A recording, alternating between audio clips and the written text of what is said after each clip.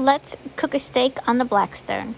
You don't want cold steak hitting that hot griddle, so we're going to let this sit at room temp for about 15 minutes. Season it how you like. I'm using Blackstone steak seasoning. You want to preheat your griddle on high heat, and you want this to be hot when you put down your steak.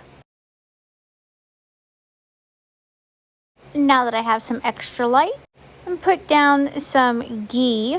Now this griddle is really hot. And then we're going to put the steak right on top of that ghee. I am using a T-bone cut here, and it is very thick. So depending on how you want your steak is going to be depending on how long you cook it per each side. I went about 3 minutes per side because I am going for a medium rare. This is a thick cut. When you put the steak down on the griddle, you want to make sure that you do not touch it until you flip it. That's what's going to give you the sear marks. You don't want to move it. Turn off the heat, scrape off lightly the excess seasoning on the griddle. Let the steak rest for a good 5 to 10 minutes. Then cut into it. This came out just how I wanted it to. After the griddle has cooled down completely, you want to go back out, turn it on low heat, squirt some water on it, remove everything, do a little steam clean here. I have a small bottle, so I'm doing this a couple of different times.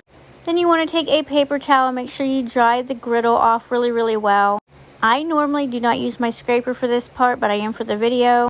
If you're going to just use your hands with the paper towel, be very careful. It is still hot. And plus the griddle is now on low, so look at how pretty she is. Getting it ready for the next cook.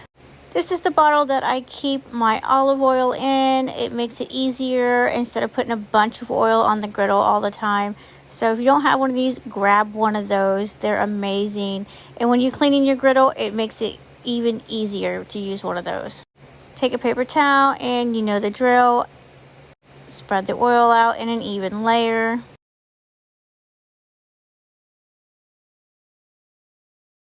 And she is ready to go for the next cook, whatever that might be. Turn off the heat, put the lid on, put the covers on when it cools down. Bye guys, and I will see you in the next video.